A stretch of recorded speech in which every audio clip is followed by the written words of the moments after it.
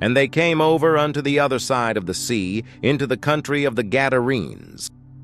And when he was come out of the ship, immediately there met him out of the tombs a man with an unclean spirit, who had his dwelling among the tombs, and no man could bind him, no, not with chains, because that he had been often bound with fetters and chains, and the chains had been plucked asunder by him, and the fetters broken in pieces, neither could any man tame him.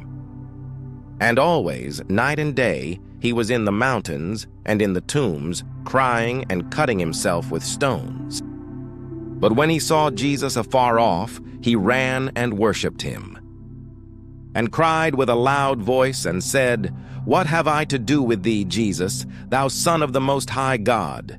I adjure thee by God, that thou torment me not. For he said unto him, Come out of the man, thou unclean spirit. And he asked him, What is thy name? And he answered, saying, My name is Legion, for we are many. And he besought him much that he would not send them away out of the country. Now there was there nigh unto the mountains a great herd of swine feeding. And all the devils besought him, saying, Send us into the swine, that we may enter into them. And forthwith Jesus gave them leave. And the unclean spirits went out and entered into the swine, and the herd ran violently down a steep place into the sea. They were about 2,000, and were choked in the sea. And they that fed the swine fled, and told it in the city and in the country. And they went out to see what it was that was done. And they come to Jesus, and see him that was possessed with the devil, and had the legion, sitting and clothed, and in his right mind. And they were afraid. And they that saw it told them how it befell to him that was possessed with the devil, and also concerning the swine. And they began to pray him to depart out of their coasts. And when he was come into the ship, he that had been possessed with the devil prayed him that he might be with him. Howbeit Jesus suffered him not, but saith unto him, Go home to thy friends, and tell them how great things the Lord hath done for thee, and hath had compassion on thee.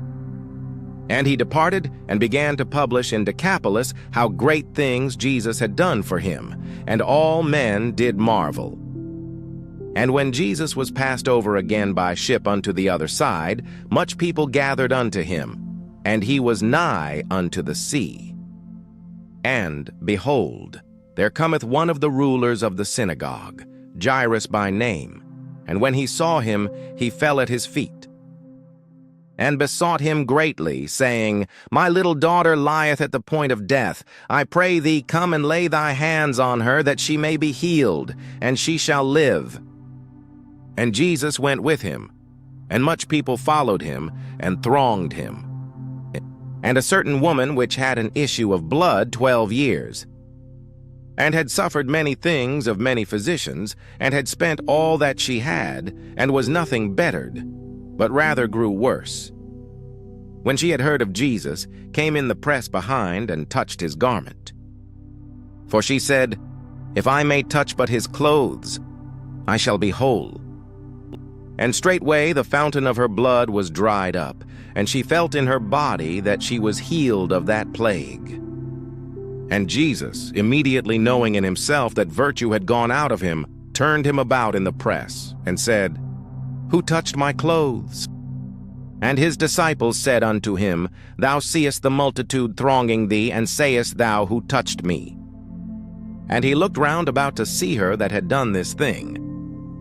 But the woman, fearing and trembling, knowing what was done in her, came and fell down before him, and told him all the truth. And he said unto her, Daughter, thy faith hath made thee whole. Go in peace, and be whole of thy plague.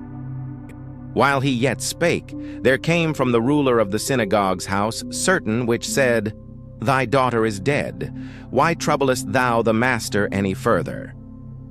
As soon as Jesus heard the word that was spoken, he saith unto the ruler of the synagogue, Be not afraid, only believe. And he suffered no man to follow him, save Peter and James and John the brother of James. And he cometh to the house of the ruler of the synagogue, and seeth the tumult, and them that wept and wailed greatly. And when he was come in, he saith unto them, Why make ye this ado, and weep?